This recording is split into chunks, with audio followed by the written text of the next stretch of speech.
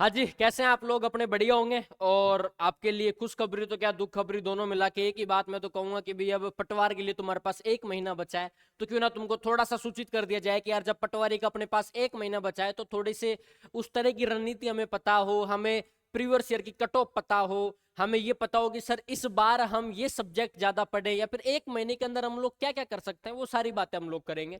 और पटवारी की एग्जाम की प्रीवियस ईयर की कट ऑफ जब आपको पता होगी, आपको ये पता होगा कि इंडिया जीके से अपने 38 क्वेश्चन आते हैं, राजस्थान जीके के 30 क्वेश्चन आते हैं, मैथ और रीजनिंग को मिला के 45 क्वेश्चन आते हैं, हिंदी और वो इंग्लिश के 22 क्वेश्चन आते हैं, कंप्यूटर के अपने पास में 15 क्वेश्चन आते हैं।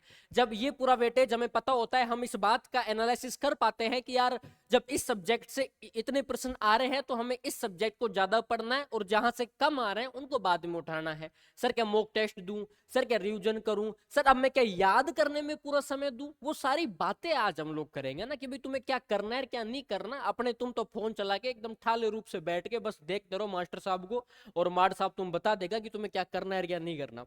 ठीक है, सबसे पहले तो मैं ये पता होना चाहिए पटवारी की तैयारी करने वाले विद्यार्थियों को यार किस सब्जेक्ट से कितने प्रश्न आते हैं। यहाँ तुम्हारे पास एक पूरा का पूरा पैराग्राफ मैंने तैयार कर रखा है कि भाई किस विषय से कितने प्रश्न आते हैं। ठीक है, ये थोड़ा सा मैंने आपको तैयार कर रखा है।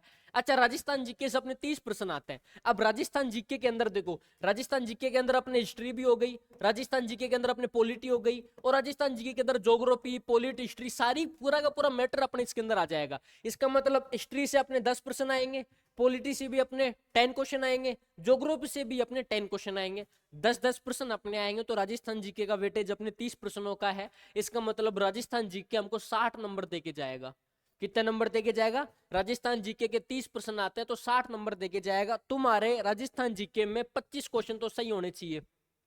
तुम्हारे राजस्थान जीके में 25 मतलब 50% तो तुम्हारे यहाँ से 50 नंबर का तो पोर्शन तुम्हारा तैयार होना चाहिए। और कोई बड़ी बात नहीं है, हिस्ट्री के अंदर मैं एक बार एक वीडियो ऐसे डाल दूंगा कि यार पटवार के अंदर तुम राजस्थान इतिहास में थोड़ा सा क्या पढ़ सकते हैं मिनिमम, लेकिन राजा महाराजा वाले हिस्ट्री एक बार छोड़ के कला और संस्कृति, प्राचीन इतिहास और अपने आधुनिक इतिहास का जो पोर्शन है उसको पहले तैयार करने पे पूरा पूरा फोकस करना है आपको। ये छोटी सी बात आपको याद रखनी है। अच्छा, अगला दे रखा है इंडिया जीके। इंडिया जीके के अंदर अपने history, Indian polity, Indian geography सब कुछ आ गया उसमें। तो एक मैंने कहा कि भी करंट और साइंस, इनको मिला के 38 क्वेश्चन आते हैं। इनको मिला कितने क्वेश्चन आते हैं? अपने 38 क्वेश्चन आते हैं। तो करंट लगभग अपने 7-8 महीने की पूछते हैं। साइंस बेसिक सी साइंस आती है, साइंस के लगभग मेरे को याद है 7 या फिर 8 क्वेश्चन कुछ ऐसे पूछते हैं ना, तो ये थोड़ा सा आपको याद रखना है। एक दे रखा है मैथ और रीजनिंग के, तो मैथ और रीजनिंग के 45 क्वेश्चन, मैथ और रीजनिंग के 45 क्वेश्चन। मैं तो कहता हूं जिसकी मैथ रीजनिंग राजस्थान जी क्या चाहिए भाई साहब, 45 90 90 नंबर तो ये हो गया, 9 और 5 सीधी सी बात है अपने 140 नंबर का तो मैटर यही हो गया तुम्हारे पास में। इसलिए मैं बेहद कह रहा हूं, अभी मैं बता दूंगा क्या क्या बातें हैं। इसका मतलब मैथ रीजनिंग से अपने 45 क्वेश्चन आ रहे हैं, इंडिया जीके करंट साइंस को मिला के अपने 38 क्वेश्चन आ रहे हैं, राजस्थान जीके के अपने 30 प्रश्न आ रहे हैं। एक यहाँ दे रखा है हिंदी और इंग्लिश, हिंदी के अपने 11 प्रश्न आते हैं और इंग्लिश के अपने 11 प्रश्न आते हैं, दोनों को मिला के अपने टोटल अपने 22 प्रश्न हो गए। मैं कहूँ तो 44 नंबर का ये पूरा पोर्शन हो गया, है ना। और करंट सॉरी कंप्यूटर दे रखा है जिसके अपने 15 प्रश्न आते हैं। सर किस विषय को अधिक पढ़े और किस विषय को थोड़ा कम पढ़े, ये एनालिसिस तो आपको करना ही पड़ेगा। देखो भी राजस्थान जीके तो आपको पढ़नी पढ़नी है, पटवारी के अंदर राजस्थान जीके का बहुत बड़ा रोल है, क्योंकि 60 नंबर लेके आ रहा है। हिस्ट्री पॉलिटी ज्योग्राफी ज्यादा बड़ी सब्जेक्ट नहीं है, बहुत नॉर्मल सी सब्जेक्ट है अपने, ज्यादा मातापूरी भी नहीं करनी होती। प्रीवियस ईयर के क्वेश्चन पेपर सोल्व कर लेना, एक महीना तुम्हारे पास में बचा हुआ है। अगर इस एक महीने के अंदर राजस्थान जीके के प्रीवियस ईयर के क्वेश्चन पेपर दिशा पूरी की पूरी निकाल दोगे, मैं कह रहा हूँ 60 में से 50 नंबर तुम्हारी मुट्ठी में रहेंगे, तुम्हारे हाथ में रहेंगे। ये 50 नंबर तुम्हारी सत्ता हासिल करके रख देंगे। एक रखा मैथ और रीजनिंग 45। मैं फिर बताऊंगा मैथ और रीजनिंग के टॉपिक वाइज क्वेश्चन सोल्व मत करना, अब तुम्हारे पास इतना समय नहीं है कि तुम टॉपिक वाइज प्रश्न सोल्व कर लोगे। अब तुम्हारे पास समय बचा है केवल मिक्स्ड क्वेश्चन सोल्व करने का, जो मिक्स में प्रश्न आते हैं कि भाई सारे टॉपिक मिला के जो एक पेपर आता है ना, वो वाले सोल्व करना तुम, ठीक है। और मैथ बेसिक मैथ आती, ज्यादा हार्ड मैथ भी नहीं आती। एक दे रखा है अपने हिंदी और इंग्लिश, हिंदी के अंदर संधि समास है ना, और उपसर्ग प्रत्यय ये टॉपिक आते हैं, ये तो आप पढ़ ही रहे हो, थोड़ा और पढ़ लेना और समझ लेना, तो ये पूरा का पूरा एनालिसिस है।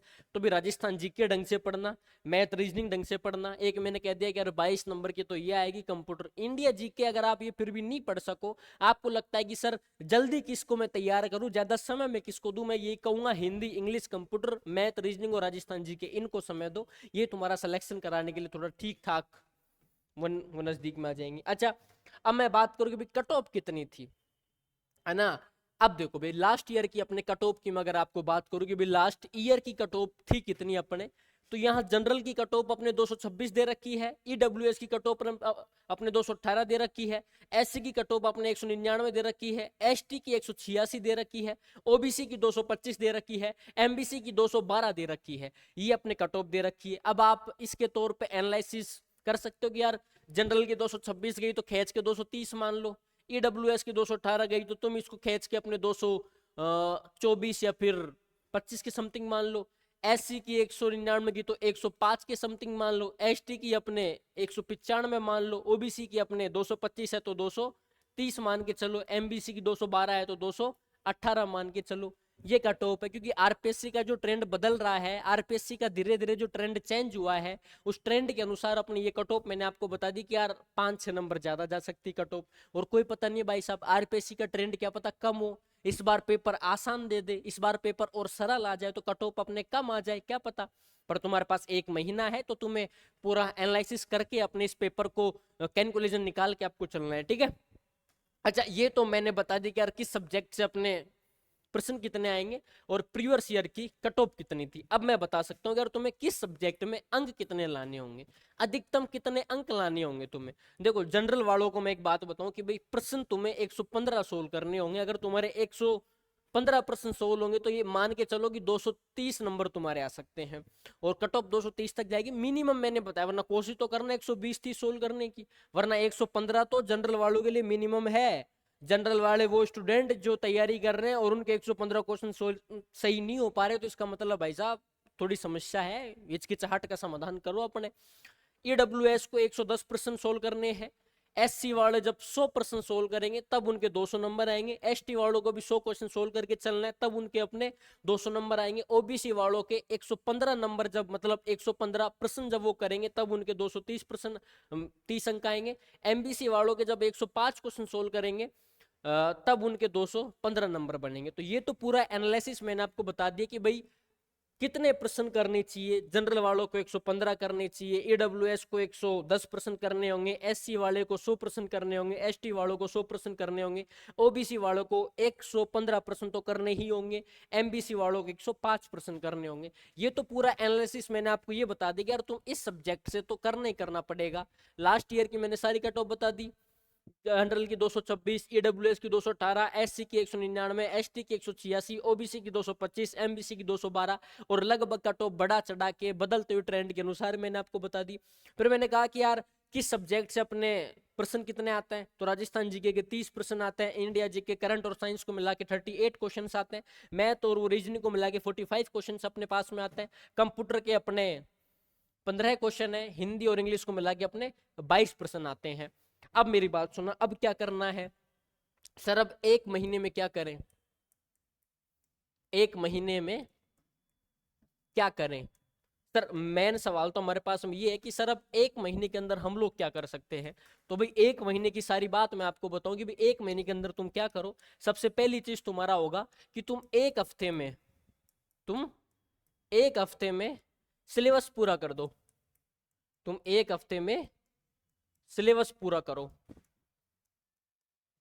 मतलब अब तुम्हारे पास जो 7 दिन बचेंगे, अब तुम्हारे पास जो 7 दिन बचेंगे, ये 7 दिन तुम्हें सिलेबस को कंप्लीट करने में देना। ये 7 दिन जो तुम्हारे पास में है, कोशिश करना history polity geography math reasoning Hindi English computer एक बार ढंग से पढ़ के 10-10 12-12 घंटे पढ़ के सिलेबस कंप्लीट करे 7 दिन के अंदर।